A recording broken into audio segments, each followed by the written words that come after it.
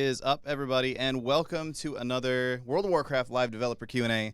My name is Josh Allen, aka Community Manager Lore, joined here once again by Game Director Ion Hazzikostas. We've been having a completely calm, casual, nothing to worry about all week. Yeah. It's been really relaxed, and I've been out there leveling my alts, enjoying my 90-second AVs. I mean, it's just a regular day in the World of Warcraft, basically. Exactly. Yeah. So, did you want to say anything? Obviously, we've been working through some issues, and I believe we're actually currently doing some maintenance on North American realms as well. Welcome to all you joining us because you're looking for something to do while North America is down briefly for restarts. It's been an eventful couple days. Obviously, not the smoothest of pre-patch launches, not the experience that we wanted to deliver, not the experience we hope to deliver, not the experience you deserve, frankly. Couple different issues. I'll try to shed some light on them. Some of them were more technical than is really my area of expertise. So I think in North America, especially on Tuesday, we just had a lot of issues with login, with our account servers, and that was actually, a lot of investigative work was done on that, and work was done to trace that back, actually not to communities themselves in terms of just the up and running, chat channels and the cross-server invites and all that, but actually the one-time process that was being run. Every time someone logged in as the first person in their guild to log in, it was doing a process that would migrate accounts over and convert that old guild to use the new community infrastructure. It's something we tested extensively. However, we didn't test it, we didn't think to, and there were complications in doing this, with accounts in very old states, like many people that exist online today. Like if you look at your guild roster, and there's someone in that guild who hasn't logged in 7 years, right. You might have some random alt lying around. There are people who are actually in guilds that go far enough back that they haven't logged in since Battle.net accounts existed. They actually have a WoW account that's not associated with a Battle.net account. Anyway, a lot of those edge cases led to a significant amount of load on our account servers that basically brought things to a halt, impeded people's ability to log in, stopped the service from being as stable as it should have been.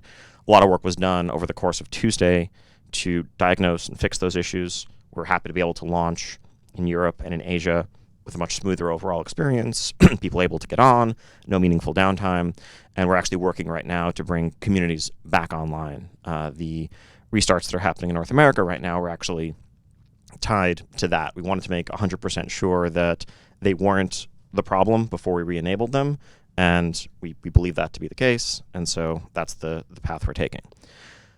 Separately, I think once people got online, there have been a lot of just gameplay, quality of life issues, things that are frustrating. You try to run a dungeon and things are going mostly smoothly until you run into a boss that's one-shotting your tank with an ability, or you're doing an old raid and there's a piece that wasn't properly squished or scaled, or the AV and Isle of Conquest scaling stuff I just alluded to, and so on and so forth.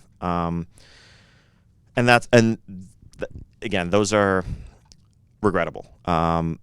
It's what I'm going to say is really meant by way of explanation, not as an excuse, not as a justification. I want to try to shed some light onto the development process, but not really. The point here isn't, oh no, just deal with it, because you shouldn't have to. We should do better. We will do better in the future. We're already looking to see how we can improve our processes to make sure this kind of thing doesn't happen to the same extent in the future. And again, I know you've probably heard that before, but what we've undertaken in Battle for Azeroth and in the 8.0 patch was not just to squish and rescale our game, but also to do so in a way that would make doing so in the future simpler.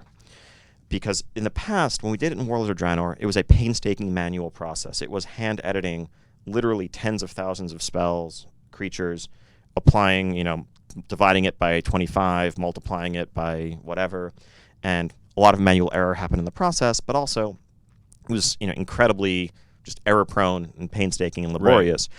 So what we did this time around was actually convert the guts of a lot of our combat system, a lot of our numbers, our spells, our items, to be inherently more scalable under the hood, so that in the future we can just turn a knob. If we want to lower everything by 20%, we can just do that without having to hand edit all of those records.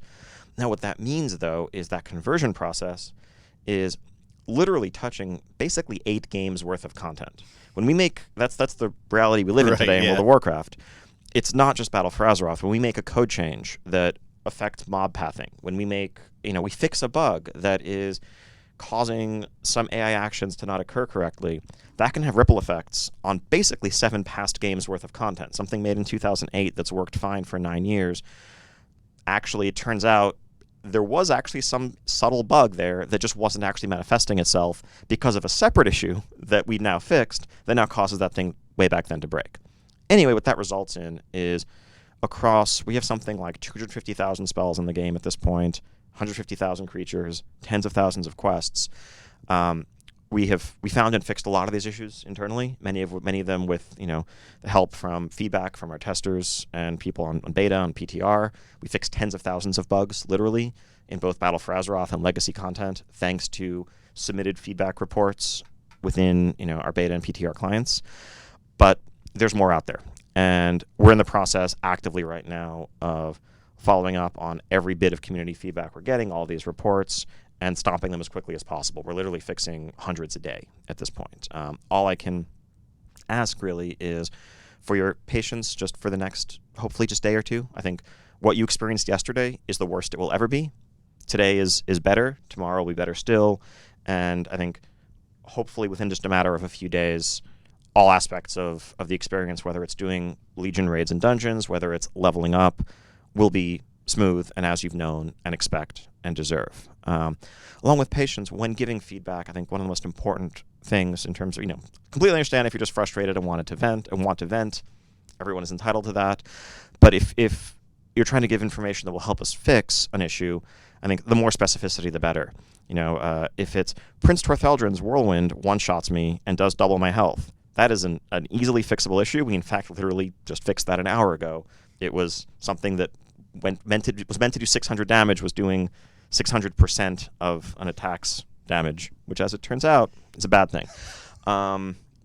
Making games, man. That's if only it were as glamorous as it's often viewed. But that sort of detailed feedback, super helpful. I tried to run a dungeon and it was impossible. Fix your game. Again, I appreciate the sentiment, understand the frustration, but the more actionable feedback we can get, the more quickly we can track down and fix every one of these issues. And again, my apologies on behalf of the team. We should have done better. You deserve better. And all we're doing right now is working as hard, as quickly as we can to fix all of those issues. And then the next step will be looking at our processes and trying to understand what we can do to make it better next time around. And it's worth noting as well, like a huge part of why we do a pre-patch and why we, when we do release the pre-patch, we don't immediately come out with the new content, because obviously there's some new content coming even in this time frame over the next few weeks. Part of the reason that we do it like this is so that if everything does go wrong, well, not everything went wrong, but if a whole bunch of things go wrong when we first release it, it's not removing your ability to go out and do the new stuff that we've just released. So, yeah, it sucks that it happened, but at least it happened the way that it did, I guess, is what I'm trying to say. Yeah, I mean, yes. And I know I've seen speculation of, oh God, if pre-patch was this bad, how are they ever going to do the global launch of Battle for Azeroth next month? I think part of it is actually Battle for Azeroth is on your hard drive right now. The game data, the code is running on our servers, it's running on your machines. And so everything we're doing right now is helping to ensure a smooth, stable, fun launch experience in just a few weeks. Cool. Well, let's go ahead and move on and get started on some questions. Absolutely. First one comes from, I think I'm going to say John C. is how I'll say this. Sure. I'm just guessing, basically. Says, why can't I use Mage Tower appearances on my second monk when I've completed them on my first? So, okay. So the way that works, what you're probably seeing is that if you are using an artifact weapon, then the way you change the look of your artifact weapon is at the artifact forge in your class hall. That is a character-specific unlock system, and that's what it's checking.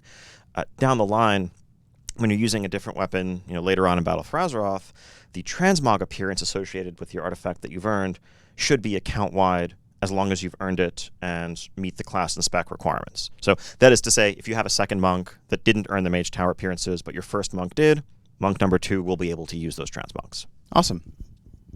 Well, that was quick and easy. Moving on to the next question. This comes from Phobos, who says, when will Warlocks get their new caster animations? They're still the only class who don't have the new spell animations or the spell idle animation. We actually had a lot of people asking about this, sort of remembering back. We did a whole bunch of work to improve caster animations towards the middle/end of Legion. And people wondering when Warlocks are going to get that treatment. Well, so Warlocks have seen a whole suite of new visuals associated with their spells in the 8.0 pre-patch, but there are a couple of new animations. They are on spells like Hand of Gul'dan right now, a couple of others. We are looking to continue to expand the range of spells that have custom animations. I think the unique Warlock anims are more suited towards, they feel more like pulling energy out from the ground, or you're summoning something from another dimension, less for a lot of their current spells in terms of feel and flavor. So we're looking into what we can do about that. As with all of this, class fidelity improvements, animations, visuals, that's an ongoing process that we never really are truly considering done. We always want to improve the look and feel of the core abilities in combat that are make up your experience in the game. Cool. Moving on. Next question here from Socially Panda, who said, so the bonus for doing random dungeons has been changed to a weekly bonus. Why has Blizzard decided to heavily nerf running random dungeons even more when questing is already faster unless you're a tank or a healer? This is a bug. It's definitely not intended. I think there's a possibility. We're looking into it right now. It may just be a display issue where you open your dungeon queue, especially in level up dungeons, and it says this reward, you're eligible for this reward one more time this week. That should be this day. Okay. If that's not how it's behaving, then it will certainly be changed one way or another, either to look correctly or function correctly in the very near future. No intent whatsoever to nerf dungeon experience or the bonus for doing a random one on a daily basis. Also related, we've heard some feedback asking, well, what happened to the experience from the end of dungeon scenario? The set of objectives at the side. Right. When you finish that, you used to get a big burst of experience. That that is no longer there. However, we just rolled it onto the final boss of the dungeon. Something we found was that most people didn't actually notice they were getting experience from that source. A lot of stuff's going on at that point. You killed the last boss, you're getting your loot, you just got some mystery experience from nowhere. Whereas on the final boss, when you finish it off, get that killing blow, you'll see a big XP number pop up that is hopefully a bit more obvious. The intent here is not to reduce the amount of experience you're getting from dungeons in any way, shape, or form. If that's how it's appearing, there may still be some bugs we're looking at, but not the intent. Okay. Cool. Moving right along, question here from Nahela, who said, Legacy loot was recently changed to be listed as more than 10 levels instead of 10 or more. Any reason for this change or any chance of it going back? This currently extremely restricts previous expansion transmog hunting. So basically talking about if it requires essentially that you be 11 levels above something, then that means that in BFA, Legion raids wouldn't have Legacy loot. And currently in Legion, Warlords doesn't have Legacy. And that's how it's always been implemented. It wasn't changed at any point. I think there was maybe a time where a couple of community sites or something that we put out said 10 levels. Yeah, I think we had a blog post that had, But it's always been intended to be more than one expansion behind. So for Warlords, that does mean that in just a few weeks, as soon as you level to 111 or beyond, that system will apply for all Warlords raids. Also, the other change that happens at the same time is once an expansion is no longer current at all. So in a level 120 in BFA, Legion raids will shift to a system where they always drop a minimum number of loots within personal loot based on the raid size. So you'll always get 2 loots as if you had 10 players present, even if you're soloing a Legion raid. Though it's probably going to be pretty challenging to solo Legion raids early on, and that's part of the thinking here in terms of what this loot system applies to. In general, raids 2 expansions ago are what becomes part of people's solo transmog loops. Warlords was a little bit of an exception because of the amount of raw power that the artifact gave players over the course of an expansion. I think if you think back to Warlords, other than sort of extreme soloists who were using every trick in the book, and the Myones of the world, we didn't really see people soloing difficult Mists raids, especially early on in Warlords. That's probably going to be what plays out in the future. So that's typically more of a group activity where you bring a couple of friends with you if you want to try to run them.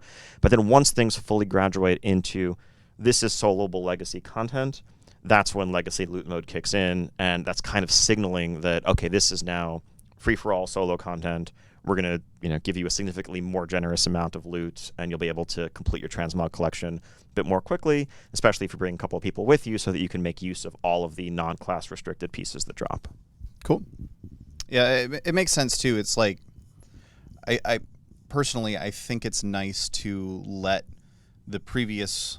Because you've just come off an expansion, you've just been going through all these raids, you've just been putting a ton of time and effort into killing these bosses, and to have them then 2 days later just be like sort of face roll, you can just go in there and knock everybody over. That's kind of, it feels a little bit gross. Exactly. That's basically the progression. I mean, and to be clear, there's also some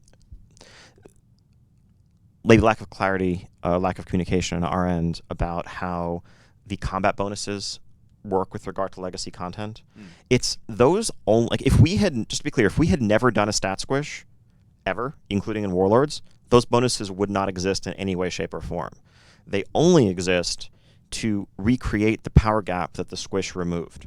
If we hadn't done a stat squish, I'm going to pull some random numbers here. I'm not sure if these are totally accurate. As I recall, late Mists, when people were in Siege of Orgrimmar back in 2014, players were doing, 500,000 DPS, 600,000 DPS. Players had, health in the low millions. If we hadn't squished, well, in Warlords, you would have seen people doing 5, 6, 7 million DPS routinely. In Legion, you would have seen people doing probably 40 million DPS, 50 million DPS because of the amount of power growth that happened with the artifact. And you would have just been able, while doing 50 million DPS, to just go back and kill Heroic Lich King with his 100 million health unsquished in just a few seconds without us helping you at all. Like, that's the natural power progression throughout WoW. Roughly, you probably quadruple in power from expansion to expansion every couple of years, as you get another 150 or so item levels over the course of an expansion.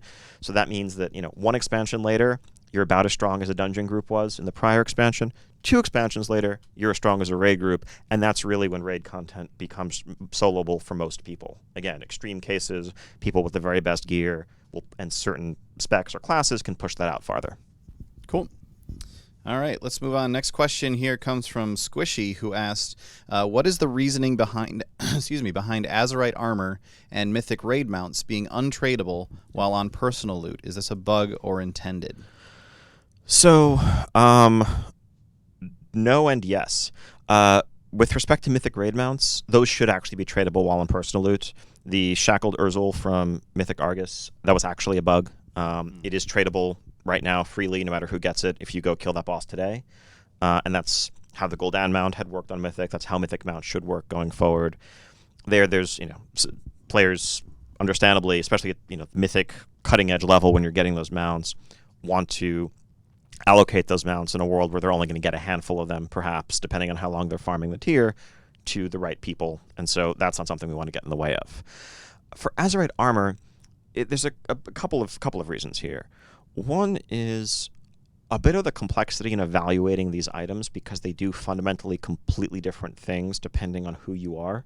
Like a piece of leather is Azurite shoulders that's being looked at by a druid, a rogue, and a demon hunter will have entirely separate powers for each of those classes, and it's different than looking at an item that has crit or haste and knowing, okay, this is better for this person than that person, I'm going to trade it to them. There's a very complex evaluation and sharing of information that would occur if you're trying to figure out why something is or isn't better that goes beyond what is really awkward, what isn't awkward to have as a conversation in party chat or in raid chat. But separately, our philosophy when it comes to tradability of personal loot, really, we err on the side of making it as unlikely as possible that someone will ever feel pressured to give away an upgrade that is an upgrade for them, an item that they want to use for their personal power and their personal benefit, but the pug leader says, give that to so-and-so or I'm going to kick you, or Right. whatever social structure you're in is making you part with that against really what you'd prefer. And normally, item level is a pretty good guide. And if you have something in the same slot, okay, maybe it's a psi grade, maybe the secondary stats are slightly better. But with Azurite Armor, while yes, item level is important and will generally determine which is better when you're talking about gear for the same spec, there are many different trait combinations, and you may want this piece that is the same eye level for a different loadout, or it may simply have better traits that you want to use that you've been excited to see. And there's value in being able to, without guilt or feeling selfish, collect a couple of sets of shoulders or a couple of helms so that you can better customize your own gameplay and tailor yourself towards one spec or the other, or better AoE, better single target, without feeling like you were doing so at the expense of someone else in your group and that you're having to selfishly defend your desire to hold on to the item. This way, they'll get theirs, you'll get yours, it'll work itself out.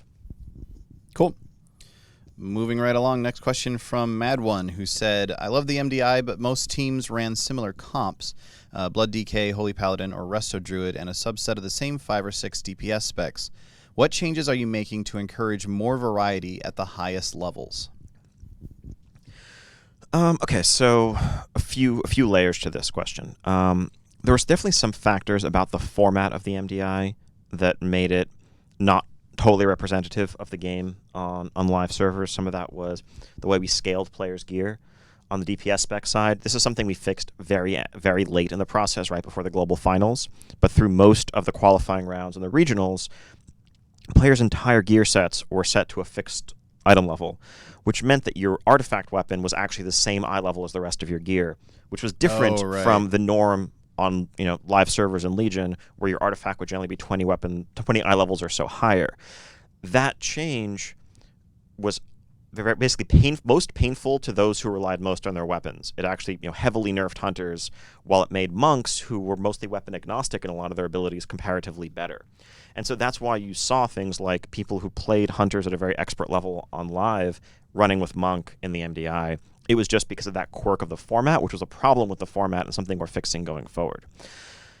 Separately, a lot of the format of the MDI, there were times where we were allowing players to pick the affixes for the next round, or to pick one of the affixes for the next map, or we had a limited affix pool that players were cycling among, and players would often avoid some of the affixes that penalized certain strategies or certain compositions. You didn't see a whole lot of bursting, you didn't see a whole lot of bolstering, for example, over the course of the entire run. Now, those are MDI-specific things. Now, obviously, Blood DKs were by far the dominant tank throughout the course of Legion, for Mythic Dungeons, on live. Holy Paladin, Resto Druid, similarly the dominant healers at the very high end. I think some of that is a quirk of just the amount of self-healing and survivability that Blood Death Knights had, as well as other advantages like anti-AMS and the like. For Holy Paladin and Resto Druid, a lot of it was a product of just the consistently increased health pool they had, whether it was baseline as Holy Paladin or the ability to go bear without a cooldown to survive abilities that would one-shot others. Some of that has been adjusted on a class balance level, but separately, I think we can and want to go further with how affixes very optimal compositions and can be disruptive. I think Necrotic in some ways was actually designed as an affix to counter the Blood Death Knight. The less mobile, self-healing reliant tank, well, you have this stacking debuff on you that's going to reduce your ability to heal yourself, theoretically crippling. Okay, well, except you have AMS in conjunction with a legendary that lets you actually, clear and avoid those stacks and reset them, perhaps with, more comfort and more ease than many other specs. Well, that just broke that. And that's something, internally we needed to do a better job of communicating there. But the goal should be that there should not be a single best comp for all affixes. It may be that, okay, when it is, combination X, you name it, some specs will fare better than others. Things like Volcanic are designed to naturally punish ranged a little bit more, especially ranged that suffer from movement, because it keeps them on their toes, keeps them from being able to settle into a pattern.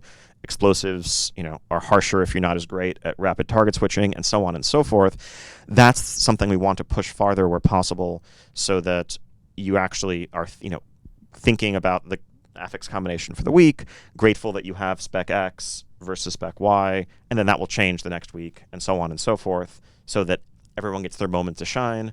Yeah. And again, not to extremes, not to the point where with a given affix combination, there's no point bringing a given spec, but we want to get away from a world where there's just an all-around best, like we saw at the end of Legion.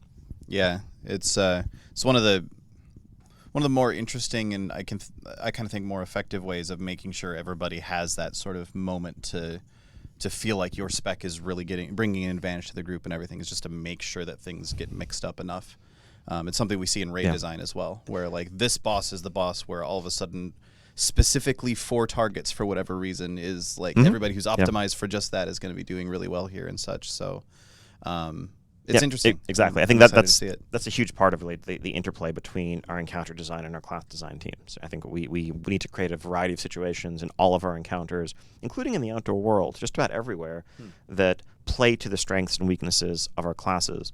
And then similarly and related, when there are classes or specs that don't have those niches, that don't have the moments that really allow them to shine, that's a problem for us to solve on the class design side. And that's right. Increasingly when you see us aiming for and valuing diversity and moving away from homogenization. And sometimes that means taking things away from some specs to make them more special for others. We want to create a world where everyone has their strengths and weaknesses, everyone has their moments where they can shine, and there are moments where they are jealous of a little bit of the moments where they are jealous a little bit of those around them. And I think that's healthy for the game as a whole. Cool. Let's go ahead and move on. Next question comes from Azamane, who says, will Mythic Plus, quote-unquote, seasons last until the next major patch, or will 8.x.5 patches see a new affix? So how are those going to work? So I think increasingly patches are delivering content or delivering data to your hard drives, but that content will be unlocked at a time that is appropriate for the pacing of the game as a whole. So, and as we saw in Legion, that means raids don't necessarily open on patch day, right. Or questline doesn't necessarily become available right the moment a patch drops. With Mythic Plus seasons, I think we're looking to set up a structure where our end game progression or end game reward systems have a parallel structure, parallel cadence. That means a new raid tier, a new Mythic Keystone season, and a new PvP season. Those three things are really your major sources of end-game rewards, or the best loot in the game, the greatest challenges in the game. And so we'd imagine that all three would begin at the same time. So when the next raid tier begins, that's also when the new affix would become available. That's also when the new PvP season would start with its rewards. And I think that adds some structure to the expansion of the patch cycle as a whole. Also lets us better balance the rewards from those different types of content against one another. Yeah, that makes sense. And touching on something you were talking about a second ago, I think it's interesting to sort of, I guess, clarify the reasoning behind why we don't just say it's patch day, everything is available and unlocked right now. And I actually think patch 7.1 was a really great example of this, because that actually contained if I'm remembering correctly, that contained all of the information, all the data that was needed for Nighthold. But everyone was still in the middle of, well, not everyone, but most people were still in the middle of progressing through Emerald Nightmare. Exactly. Nighthold was actually in 7.0 for the most part. I mean, there was tuning and bug fixes and things that happened based on PTR. But yeah, so 7.1 had new quests. It had Karazhan. It had Trial of Valor. Karazhan was open day one. Trial of Valor we didn't open until a month later for the exact reason that you said, right? And same way with 7.2, we went to the Broken Shore, but Tuma Sargeras did not open for several more months, because while players were at that point, maybe a little bit sick of the original Broken Isle zones, looking for something new. Right. It was great to be able to go to a new outdoor zone for that. No one was ready for a new raid at that point. Nighthold was only a few months old, and so we want to be able to pace the individual pieces of content to really suit their own structure and what's right for players. Yep. It makes a lot of sense. I know I certainly don't miss the days of, hey, everybody, there's a patch on Tuesday. Quick, let's scramble and finish this raid that's been out for 5 months. Yep. Just saying. Next question comes from Keith, who said, you mentioned in another Q&A that class development would be put to a later date after the expansion launches. Can you tell us when that will be? I mean, so class changes, class development is an ongoing process. I think maybe this is referring to in the last Q&A, as we knew we were, really the window was closing for major changes in the Battle for Azeroth pre-patch. It was trying to set expectations for people who hadn't yet seen changes that they were hoping for, because they weren't going to come in 8.0. There will certainly be more in 8.1. There's a list of specs we've discussed in the past that are due for some further attention, but we're also going to be doing ongoing tuning and balancing, in real time, really, based on some of it's going to be based on things we're seeing on live right now, just to make sure that endgame balance just for these next few weeks isn't too wacky. But then the majority of our attention is going to be focused on that initial 120 experience and making sure that all specs are competitive, all specs are viable in a range of content types, looking at specific talents that are unpopular, talents that are dominant that everyone takes in a row because they're either too good or the other ones aren't good enough. Similarly, looking at Azurite traits and their tuning, and which are popular, which are unpopular, which are too strong, which are not. Those numerical changes really never stop and are often just done in the flow of the live game.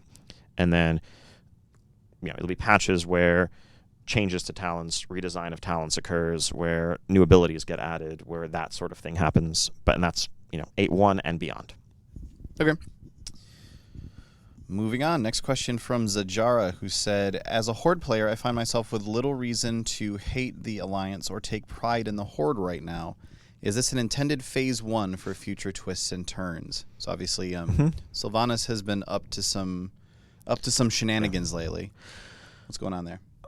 So it's hard. It's hard for me to fully answer this without getting into spoilers. Sure. I think what I can say, what I can say to players of the Horde, to fans of the Horde, to Horde loyalists, is not to lose heart. That you're not necessarily wrong to be alarmed, to be dismayed at some of the actions that you're seeing, but there is more. There is more to the picture that has yet to be revealed, and the heart of the Horde still beats. And there are many who are ready to take up that banner and carry it for in the name of the Horde, for honor, and all the rest. And that's a story that will play out. There are many facets to the Horde. I think one of the interesting things about the Horde is that it represents a unity of different groups with different philosophies, different outlooks on life, really, that are brought together by sometimes tenuous bonds, but that work best when they are actually, truly acting in unison. If you look at, the Orcs and, its blood and honor and glory and the savage existence, look at the Forsaken and Sylvanas' outlook, a bit more selfish, a bit more about free will, about ensuring that they're not going to be beneath the boot of another. Look at the Tauren, walking in the steps of the Earth Mother and their closeness to nature, and so on and so forth. And goblins with avarice and ingenuity, wide range of motivations, wide range of races that are bound together into this Horde. And so it's natural that there are going to be tensions. It's natural that there are going to be questions raised as to what is the Horde really, what is its purpose, what are its guiding values. And I think we're going to see that with both factions as they're clashing in battle over the course of the expansion to come. Both are also going to be left to look inward and reflect upon what motivates them, what their true nature is, and what they're fighting for. Cool. Loktar, etc. Next question from Bladebuster, who said, any plans for a solution to not have a stat squish every other expansion? Obviously, we had one in Warlords.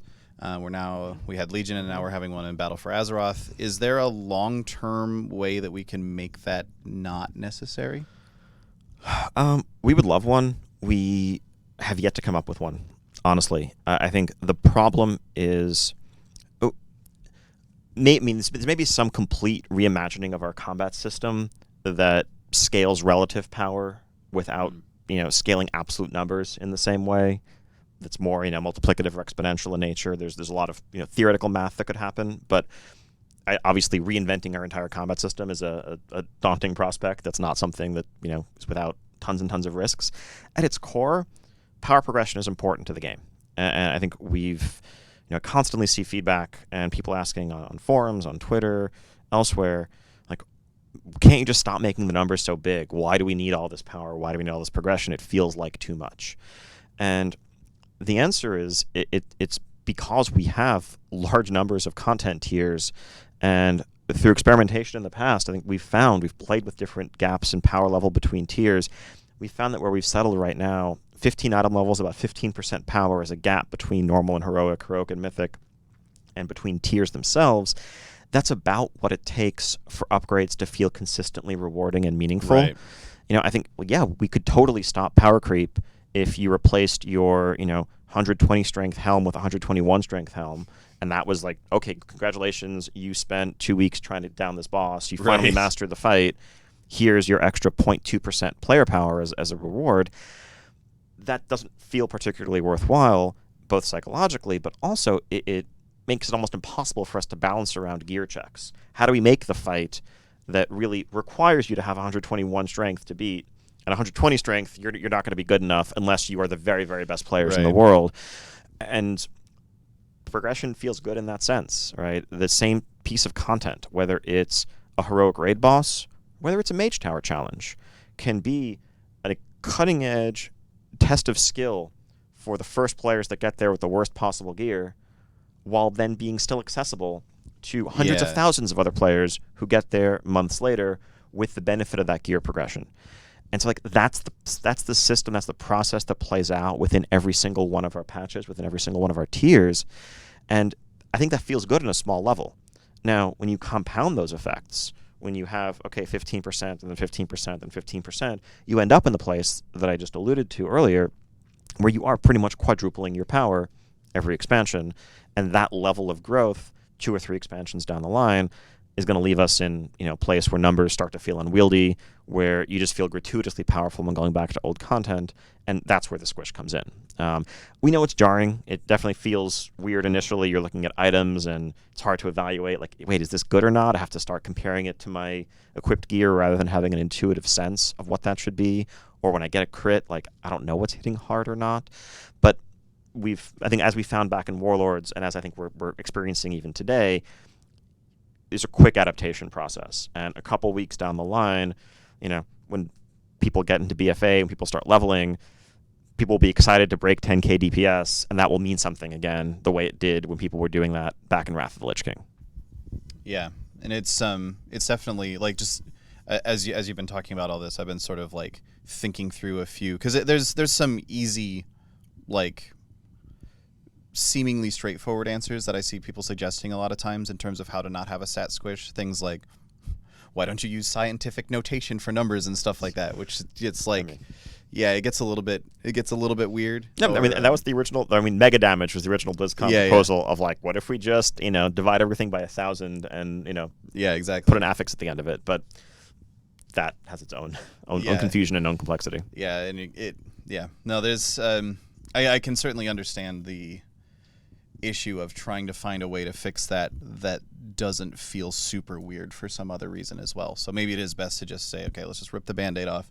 It's going to feel weird for a couple of days, but then it'll be fine afterwards. And to be clear, it doesn't feel like super elegant design to us either. We don't think of it as perfect. We think of it as the best thing we've come up with so far. Okay. Fair enough.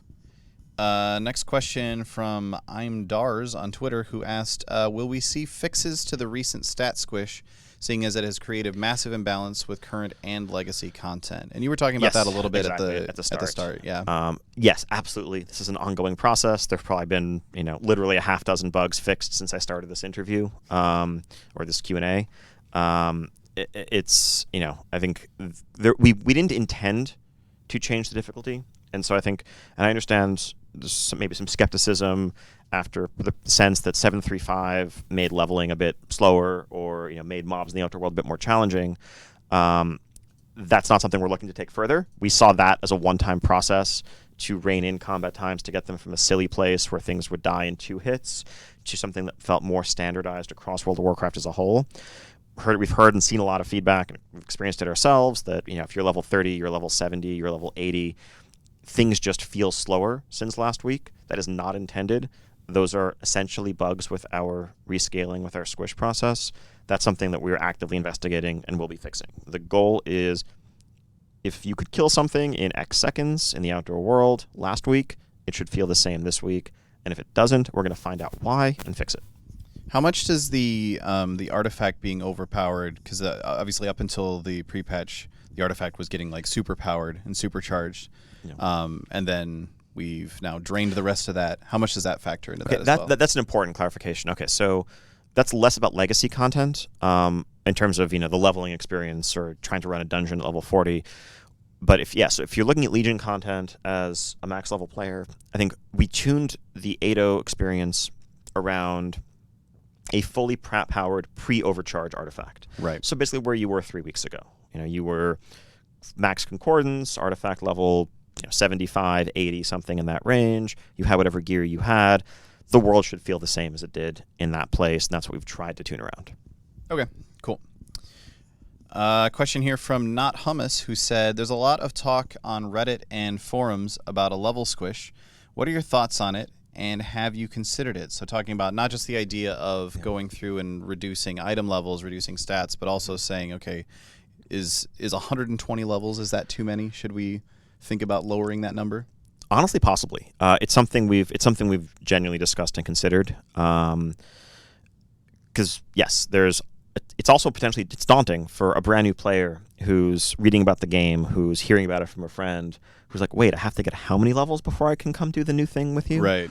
And even though the levels themselves, they take a fixed amount of time, and it's not this months long journey to get to max level, it still feels like a really big number. And it also means, in practice, you do go more levels than you probably should a lot of the time between getting new abilities, between getting talents. A lot of those problems could be alleviated by simply squishing levels as a whole. The reason why we haven't, it's a mix of the complexity of the task in terms of how the game has been built over the years with quest dependencies, content as a whole. If you thought, I don't want to make light of it, but if you thought things have been broken the last couple of days, like the risks of doing that would be far, far greater in terms of just every little bit of content made since 2003 that has depended on players being a certain level or expected them to be a certain level would have to be re-examined and reevaluated. Separately, there's also this sense of psychologically, I don't know, I'm curious to hear feedback on it. Yeah. If I log in one day and I'm level 70 again, does it feel like I've lost something? Probably, possibly, maybe even in a deeper way than, okay, I used to crit for 2 million and now I crit for 20K. Level is historically more of a permanent, forward-facing thing. If someone has, been away from the game for a few years, they're hearing about the new expansion that's coming out and it has an all-new level cap of 80. How confusing is that? Those are the sorts of questions we ask on a sort of meta philosophical level. Curious to hear feedback and thoughts on how you think that would feel. But a big reason why we haven't done it so far is just the gargantuan complexity of that task and the time that could instead be spent making new content, making a next expansion better versus reworking the numbers of literally everything that came before. Okay. Sounds good. Makes sense. Question here from DesDB, who says, is the new camera anchor overlooking our character in-game an intended change? So I saw a few people talking about this, but it didn't come up a ton. What's going on here? I'm going to go out on a limb and guess that you are a gnome or a goblin, perhaps. So we made a slight change to the camera anchor point for the very shortest races, trying to normalize this a little bit more to solve an issue we've seen pop up in our geometry in dungeons and raids. So before it used to be that a gnome's camera was anchored just a little bit lower than a human's or certainly than a tauren's, which meant that for 90% of our races, when you're up against a wall or you're at the edge of a room in a dungeon or a raid, maybe there's a little lip or something that's keeping you from moving over the edge that kind of has collision.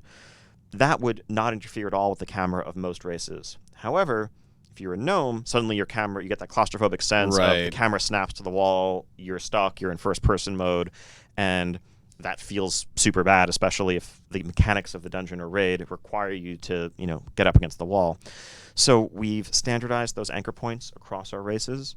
So what that will mean is it's a very subtle change. If you are a gnome or goblin, if you scroll your mouse wheel in, as you start to zoom into your character, you might notice that the camera is heading towards a spot just above your head. As you get all the way towards your head, it'll go inside and snap into the same first-person view that you're accustomed to for all of you who play the game in pro mode. But other than that, it shouldn't be a noticeable change. That should be an affix. That should be a Mythic Plus affix. You have to do the entire dungeon in first person. Oh, noted. All right. We can make this happen. I believe you. That's what I'm scared of. Next question here from Dishair, who says, will we be able to say goodbye to Hati as hunters? Would be nice to maybe tame her as a normal pet, and if not, at least say goodbye. Yeah, yes. Definitely understand the bond that is formed between Beastmaster hunters and Hati over the course of Legion. Currently, Hati is tied to the artifact, and thus, as the artifact goes away, so too does Hati. But it's not to say we've seen the last or heard the last of Hati. Nothing to announce right now, but there's definitely an understanding of the depth of affection and the desire to see more there, and not just for Hati, but also for some of the other more unique artifacts that had companions or personalities associated with them. I think that's not something we want to totally leave behind. I do kind of miss having Alaneth just constantly talking trash about everything that I was doing. Oh, he doesn't do that normally. What were you doing? So maybe I use invisibility just to go to the auction house. It's fine. Next question from Velatroy, who says, are we going to continue using the artifact fishing pole in BFA? And will the traits be updated to reflect BFA fishing nodes? No, so the artifact fishing pole, as it turns out, was not instrumental in draining the power of Sargeras' corruption in Zilithus. We must use the power of fish. Yes, as awesome as that cutscene would have been. So it's not going away. It's still functional. You can still level it up, but it is still tied to Legion. It is still kind of the embodiment of what Legion fishing is all about. Right. Obviously, you carry it with you wherever you want, but its powers are centered around the Broken Isles and the fish there. Cool. Next question from Samanoski, I'm guessing. Says, is it intended or a bug that using artifacts for Transmog forces that artifact appearance in both hands? Seen a lot of questions along these lines. Intended for now. We had to make a bunch of exceptions and changes with a certain level of technical complexity to our Transmog rules to accommodate artifacts to begin with. We're kind of faced in the short term with a choice between using the standard Transmog rules, which would have let you transmog your shield separately from your flail or your Doomhammer offhand separately, but at the expense of forcing Holy Paladins, let's say, to only be able to use a two-handed weapon if they wanted to transmog their artifact over it, which is a very problematic state and actually an impossible one for some classes like druids with dual-wield weapons that don't even match what they're typically allowed to equip to begin with. So as a result, the path we took for now is to make artifacts special, where artifacts, when you pick that appearance, it just overwrites what's in both of your hands. We don't care what's in them, don't care what the weapon type is. We guarantee that you can have the artifact appearances that you've earned. Now, down the line, we want to improve this. We want to add more customization because clearly there's a desire to customize as much as possible, and many people have awesome transmog outfits that are built around one half of the artifact, not both. That's not something we want to lose forever. But in the short term, we were forced to make this decision on a technical level and opted to go the route that allowed people to that allowed the most number of people possible to be able to keep using their artifact appearances at all. Okay, cool. And I think we just had a forum post go out as well that has a little bit more details on how the artifact transmog stuff is as well. So definitely check that out if you're looking for more info. In fact, I think we talk about this a little bit in that forum post, but we can go ahead and answer it here as well. A question from Boomkin God, who says, why are the Feral and Guardian artifact skins tied to transmog instead of a separate tab? We're now forced to use the daggers and fist weapons. They were, quote-unquote, bearable, groan, in Legion because we could demog over them. But in BFA, we're forced to use the default. So talking about if you want to have the special forms, basically, you need to transmog the artifact themselves, which then means that now you don't have control over what your weapon looks like. And that's just a product of how those forms and how the artifacts were built. They're inextricably tied to the weapon appearances. And that's the world we live in now. Transmog is based on item slots and the properties associated with those items, including any associated visuals or cosmetics. Now, that's not to say in the future that couldn't change. I think there's obviously a lot of excitement around customizing your appearance for the shape-shifting druid classes that otherwise don't get to really benefit from the full range of transmog in most of their everyday combat settings. And so I could see us continuing to add ways to earn variant cat and bear forms just because they're awesome. And in that world, maybe this is a solution down the line in a system that lets those forms be selectable separately. But for now, for the artifacts, they're just tied to the weapon because that's how transmog is and those limitations of the system. Okay. Obviously, in Legion, you could transmog over them because you still had the artifact equipped. It was still actually on your character. Now you don't have the artifact equipped, and if you don't have the appearance, then there isn't really a way for us to tie it there. Cool. Question here from Howlback, who says, can we expect any changes to transmog possibilities, like being able to mog two-hander weapons to one-handers, two-handers into fist weapons, etc.? So obviously we were just talking about how that's possible with some of the artifacts. Is that something we're looking into adding to the base default transmog at this time? I think the main area we're looking to expand in the future is fist weapons versus other weapons in particular. I think two-hander, one-hander gets really tricky, both in terms of some element of just spec identity and readability. When you look at somebody, you can tell whether they're a Frostrun Holy Death Knight based on whether they have one weapon or two, and that's not something that we want to change on that level. Also, for melee classes especially, there are a lot of animation issues. There are a lot of abilities that only make sense as an offhand attack. They're animated that way. They're kitted that way. Holy Paladin's a bit of an exception because they're primarily a caster and don't have those issues. So for the artifact, it's fine for it to work that way. Right. For basically everybody else, you're either using exclusively a dual wield setup or exclusively a two-hand setup at this point, and our spell visuals and the rest of the visual design is based around those assumptions. Okay. But fist weapons, we want to do better on. Okay, cool. Question here from Alkari. This was a popular one, who said, will we see more gameplay altering or defining Azurite traits soon? The loss of legendaries, set bonuses, and artifacts does not seem to have been replaced, and most traits seem relatively passive. So I think there are already, I would say, a wide range of Azurite traits out there that I would consider pretty heavily gameplay modifying.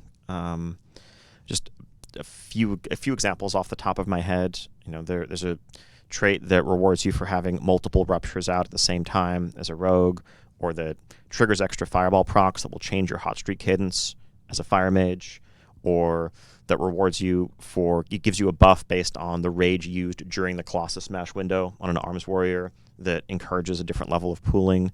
And those are just random examples off the top of my head. These traits, especially if you seek out multiple copies of them, are every bit as powerful as set bonuses, most cases more powerful than an individual set bonus, and approaching the power level of a legendary, except you have more of them. So there is, that level of depth and potential there. Now, there are passive traits because the reality is not everybody wants that level of rotation-altering gameplay. Sometimes you just want to be stronger. You don't want to have to worry about tracking some extra proc or some reactive element. And also, what we've seen so far, these are sort of the baseline initial round of Azurite traits. Many of them that have been most visible on beta are on level up gear. The new ones begin to appear later on, including as we get into raids. And additional patches, additional tiers of content going forward will continue to add more. Obviously, on live today, while your legendaries still work and your set bonuses still work, there hasn't been anything yet to replace the artifacts, but that will rapidly change in just a few weeks as you're exposed to the system and begin leveling up through it. And I think unlike legendaries, set bonuses, and artifacts that often were very static, set bonuses, you got your set, you probably use that for the next 6 months. Your artifact, really past those first few weeks, once you'd unlock the full trait tree, you were just leveling up Concordance or leveling up another sort of open-ended power growth. There wasn't really further choice or decision-making in the process.